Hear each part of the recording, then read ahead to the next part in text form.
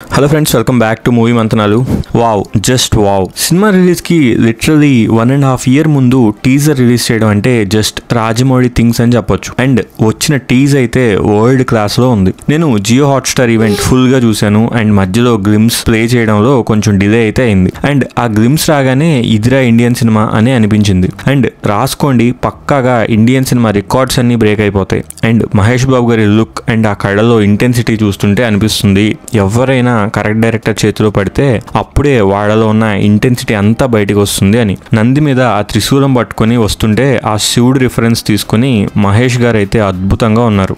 Just wow. ఈ glimpse కోసం team nearly 1 year కష్టపడ్డారు అండ్ వాళ్ళ కష్టానికి హ్యాట్స్ ఆఫ్. అయితే వీడియోలోకి వెళ్లే ముందు ఒక చిన్న రిక్వెస్ట్ ఏంటంటే, మన TFI ఫ్యాన్స్ అందరూ ఎప్పుడు ఏ కంటెంట్ వచ్చినా ఎవరో ఒకరు నెగిటివ్గా మాట్లాడుతూనే ఉన్నారు.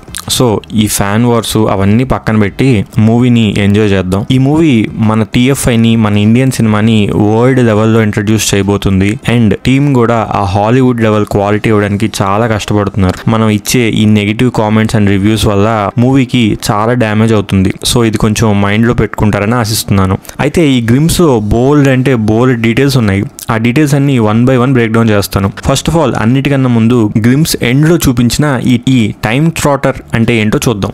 ఇప్పటిదాకా మనం గ్లోబ్ ట్రాటర్ అనే వింటూ వచ్చాం, కానీ మన SSR గారు ఫ్యాన్స్ కి టైమ్ ట్రాటర్ అని చెప్పి ఒక బిగ్గెస్ట్ సర్ప్రైజ్ ఇచ్చారు. గ్లోబ్ ట్రాటర్ అంటే మీనింగ్ ఏంటంటే వరల్డ్ మొత్తం తిరుగుతూ ఉండేవాడు. అలాగే టైమ్ ట్రాటర్ ని తీసుకోండి, across the time multiple generation travel చేయడం అని అర్థం. అంటే మన హీరో ఈ మూవీలో across different time lines travel చేస్తూ ఉండొచ్చు. త్రేతాయుగం నుంచి కరెంట్ ఎరాలోకి, డిఫరెంట్ యుగాల్లోకి ట్రావెల్ చేస్తూ ఉండొచ్చు. నెక్స్ట్ మన గ్లిమ్ స్టార్ట్ అవడం ఈ షాట్ తో స్టార్ట్ అవుతుంది. ఈ షాట్ చూడండి, ఇది మోడర్న్ ఆర్కిటెక్చర్ అయితే కాదు. సో ఇది పక్కాగా మన త్రేతాయుగం నాటి అయోధ్య అయి ఉండొచ్చు, ఆర్ లంకా నగరం కూడా అయి ఉండొచ్చు. అండ్ నెక్స్ట్ షాట్ లో కొందరు ఋషులు తపస్సు చేస్తున్నారు. ఆ టైం లైన్ వచ్చేసి వారణాసిలో 512 CEలో జరుగుతుంది. ఇక్కడ CE అంటే ఏంటో మనం మాట్లాడుకోవాలి. CE అంటే కామన్ ఎరా అని అర్థం. మనం చిన్నప్పటి నుంచి అందరం BC అండ్ AD అని వింటూ వచ్చాం. BC అంటే బిఫోర్ క్రైస్ట్, అంటే క్రైస్ట్ పుట్టక ముందు. అండ్ AD అంటే యానో డామినీ అని, అంటే క్రైస్ట్ పుట్టాక అని అర్థం. చాలా మంది AD అంటే ఆఫ్టర్ డెత్ అంటారు, కానీ అది కరెక్ట్ కాదు. అయితే ఇవన్నీ మనకి ఎలా తెలుసు? ఎందుకంటే చిన్నప్పటి నుంచి మన చేత అవే చదివించారు కాబట్టి. ఈ BC, AD ఇవన్నీ వెస్టర్న్ పీపుల్ మన మీద రుద్దిన టర్మ్స్. సో రాజమౌళి గారు చాలా తెలివిగా ఈ BC, AD అని యూస్ చేయకుండా globally accepted non religious term అయిన CEని యూస్ చేశారు. సో ఈ CE కాన్సెప్ట్ లో జరిగిన టైం లైన్ అంతా బిఫోర్ కామన్ ఎరా అండ్ కామన్ ఎరా అనే డివైడ్ చేసుకుంటారు. సో 1 CE అంటే 1 BCE. అంటే ఇప్పుడు మనం 2025లో ఉన్నాం కాబట్టి 2025ని 2025 CE అని పిలుస్తారు. ఫర్ ఎగ్జాంపుల్ 1000 BCE అంటే year 1, అంటే 1 CE నుంచి 1000 years వెనక్కి అని అర్థం. అంటే 2025 నుంచి అది 3025 సంవత్సరాల వెనక్కి అని అర్థం. ఇది నేను చెప్పేది కొంచెం కాంప్లెక్స్ గా ఉండొచ్చు, బట్ ఒక డయాగ్రామ్ లో ఇది మీకు చూపించడానికి ట్రై చేస్తాను. అయితే ఆ వారణాసిలో 517 CEలో ఋషులు తపస్సు చేస్తున్నారు. అండ్ ఆ తపస్సుకి ఉన్న మంటల్లోంచి ట్రాన్సిషన్ లో ఒక ఉల్క భూమి మీద పడడం చూపిస్తారు. ఆ ఉల్క భూమి మీద పడే టైం 2027 CE, అంటే మన మూవీ రిలీజ్ అయ్యే ఇయర్. సో మూవీ అనేది కరెంట్ టైంలోనే స్టార్ట్ అవుతుంది. అది కూడా భూమి మీద పడబోయే ఒక ఉల్క నుంచి స్టార్ట్ అవుతుంది అనమాట. ఈ ఉల్క నుంచి మళ్ళీ ట్రాన్సిషన్ అయ్యి రాస్ ఐస్ షెల్ఫ్ మనకి కనిపిస్తుంది. ఇది నిజంగా అంటార్కిటికాలో ఉన్న ఐస్ షెల్ఫ్. ఇది ఎర్త్ మొత్తంలోనే అతిపెద్ద ఐస్ షెల్ఫ్ అనమాట. అసలు ఐస్ షెల్ఫ్ అంటే ఏంటి అని మీకు డౌట్ రావచ్చు. ఐస్ షెల్ఫ్ అంటే ఒక ఫ్లోటింగ్ సిటీ ఆఫ్ ఐస్ అనుకోండి. నియర్లీ ఒక పెద్ద దేశం సైజులో ఉన్న ఒక ఐస్ ముక్క అంటార్కిటికాకి అంటుకొని తేలుతూ ఉంది. ఈ ఐస్ ముక్క అంటార్కిటికాలోకి ఎక్కువ స్నో వెళ్లకుండా ఆపుతూ ఉంటుంది. దీనివల్ల ఏమవుతుందంటే ఈ స్నో అంతా సముద్రంలో కరిగి సీ లెవెల్ ఇంక్రీజ్ అవ్వకుండా ఆగుతుంది. అయితే మనకి చూపించిన గ్లిమ్స్ లో ఈ ఐస్ షెల్ఫ్ కూడా కరిగిపోతుంది అన్నట్టు చూపించారు. ఇక్కడ మీకు ఐస్ ముక్కలు కింద పడడం కూడా చూడొచ్చు. అండ్ ఇది కరెంట్ టైంలోనే జరుగుతుంది, ఎందుకంటే మీకు ఇక్కడ చాలా మంది ఎక్స్ప్లోరర్స్ కూడా కనిపిస్తారు. అండ్ వాళ్ళ దగ్గర మోడర్న్ గేర్స్ అండ్ ఆ బోట్స్ అవన్నీ ఉన్నాయి. సో నాకు తెలిసి 2027లో ఒక పెద్ద డిజాస్టర్ ఏమైనా భూమి మీదకి రాబోతుంది. అండ్ అలా కెమెరా టర్న్ అయ్యి కింద ఐస్ లో మీకు ఒక బ్రేక్ అయిపోయిన షిప్ కూడా కనిపిస్తుంది. ఈ షిప్ చాలా ఓల్డ్ షిప్ అనమాట. ఇది మధ్యలోకి బ్రేక్ అయిపోయి ఉంది. అండ్ ఈ షిప్ కి కూడా ఏదో కనెక్షన్ ఉంది మన స్టోరీలో. అక్కడ నుంచి ట్రాన్సిషన్ అయ్యి ఆఫ్రికాలో ఉన్న ఆంబోజరీ విల్డర్నెస్ మనకి కనిపిస్తుంది. ఇది కూడా కరెంట్ టైంలోనే, ఎందుకంటే ఇక్కడ మీకు ఒక పారాగ్లైడింగ్ చేస్తున్న మనిషి కనిపిస్తాడు. ఇక్కడ మీకు కనిపిస్తున్న మౌంటైన్ కిలిమంజారో అనమాట. ఈ కిలిమంజారో స్పెషాలిటీ ఏంటంటే ఈ మౌంటైన్ మీద టోటల్ 5 టైప్స్ ఆఫ్ క్లైమేట్స్ ఉంటాయి. అంటే అదే మౌంటైన్ మీద మీకు గ్రాస్ ల్యాండ్స్ ఉంటాయి, అలాగే రెయిన్ ఫారెస్ట్ ఉంటుంది, మడ్ ల్యాండ్స్ ఉంటాయి, ఎడారి ఉంటుంది, అలాగే ఇక్కడ స్నో కూడా పడుతూ ఉంటుంది. ఇమాజిన్ మన హీరో అండ్ హీరోయిన్ ఒక అడ్వెంచర్ మీద ఈ కిలిమంజారోకి వెళ్తుంటే ఏ రేంజ్ లో ఉంటుంది అని. అయితే ఇక్కడ ఒక ఇంట్రెస్టింగ్ డీటెయిల్ ఏంటంటే నాకు తెలిసి ఈ మూవీలో హీరోకి ఒక మంకీ కూడా పెట్టుగా ఉంటుంది.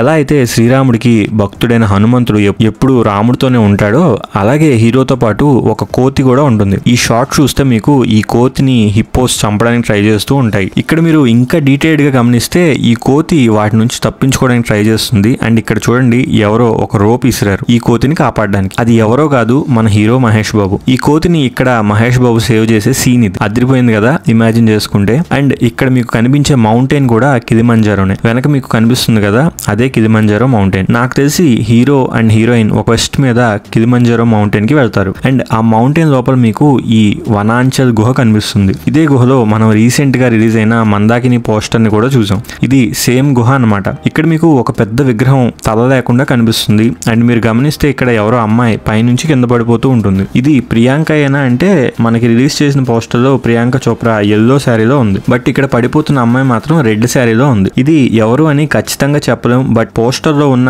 కేవ్ అయితే ఈ కేవే, అది మాత్రం కన్ఫర్మ్. అండ్ ఇక్కడ మీరు చూడండి ఇక్కడ మన హీరో ఏలాడుతూ ఉన్నాడు హీరోయిన్ ని కాపాడడానికి అనుకుంటా. అండ్ ఇక్కడ కొందరు వెనక ఎమ్మడి పడుతున్నారు గన్స్ పట్టుకొని. సో ఇక్కడ కూడా చాలా పెద్ద యాక్షన్ బ్లాక్ ఉంటుంది అని నాకు అనిపిస్తుంది. రాజమౌళి గారి బ్రిలియన్స్ ఏంటంటే ఆ మూవీలో ఉండే మేజర్ యాక్షన్ సీక్వెన్సెస్ అన్ని కలిపి మనకి ఈ గ్లిమ్స్ లో ప్రెజెంట్ చేశారు. ఇంకా అక్కడ నుంచి ట్రాన్సిషన్ అయ్యి మనకి వెళ్ళేది 7200 BCE, అంటే ఇయర్ 1 నుంచి 7200 సంవత్సరాల క్రితం. అంటే 2025 నుంచి 9700 సంవత్సరాల క్రితం అని అర్థం. ఈ 9700 సంవత్సరాలు అంటే రామాయణం జరిగిన కాలం.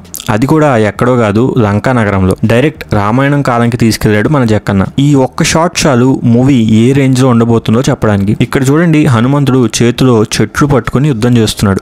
ఆయన తోక మీద కూడా రథాలు పరిగెడుతున్నాయి. So imagine the scale. మన వానర సైన్యం రావణుడి రాక్షస సైన్యంతో యుద్ధం చేస్తున్నారు. అండ్ ఇక్కడ మీకు రాముడు కుంభకర్ణుని చంపడం చూడొచ్చు. కుంభకర్ణుడు రావణ యుద్ధంలో మోస్ట్ పవర్ఫుల్ పర్సన్ అనమాట. రాముడు రావణుని చంపడానికి ముందు కుంభకర్ణుని దాటి వెళ్లాల్సి వచ్చినప్పుడు రాముడు ఇలా తన సైన్యాన్ని నిచ్చెనలా చేసుకుని కుంభకర్ణుని చంపాడు. And see how beautiful it is. అందుకే చెప్పేది మన దేశంలో ఇతిహాసాలని తీయాలంటే మన రాజమౌళి తర్వాతే ఎవరైనా అని. అది ఒక్క చిన్న గ్లిమ్స్ లోనే మనకి క్లారిటీ వచ్చేసింది. అండ్ అక్కడికి కట్ అయ్యి ఈ సీన్ మన వారణాసిలో ఉన్న మణికర్ణిక ఘాట్ దగ్గర చూడొచ్చు, విచ్ ఈస్ సో స్పెషల్. ఇక్కడ ఒక లైట్ లాంటిది ఆకాశం నుంచి గంగా నదిలోకి వస్తుంది. మేబీ ఇది ఒక టైం ట్రావెల్ పోర్టల్ అయి ఉండొచ్చా, ఆ పోర్టల్ నుంచి ఎవరైనా రావడానికి ట్రై చేస్తున్నారా, ఆర్ ఏదైనా బ్లాస్ట్ అయి ఉండొచ్చా అనేది మనకి క్లారిటీ లేదు. But look at this scene. అసలు ఇది ఇండియన్ సినిమా అంటే ఎవరైనా నమ్ముతారా? అక్కడ నుంచి ట్రాన్సిషన్ అయ్యి ఫైనలీ మన మహేష్ బాబు గారి ఇంటెన్స్ లుక్ అనమాట. వావ్. ఆ నంది మీద త్రిశూలం పట్టుకొని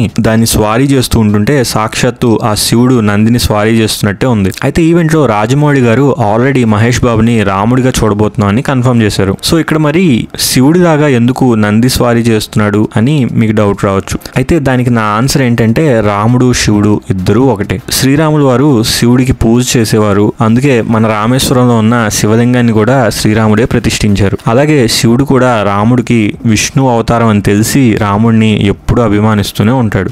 అందుకే there is a deep connection between Sriram and Shiva. And హనుమంతుడు కూడా శివుని అవతారమే అని చెప్తారు. సో ఒక రకంగా చూసుకుంటే రాముడికి శివుడు ఒక బిగ్గెస్ట్ సపోర్ట్ అనమాట.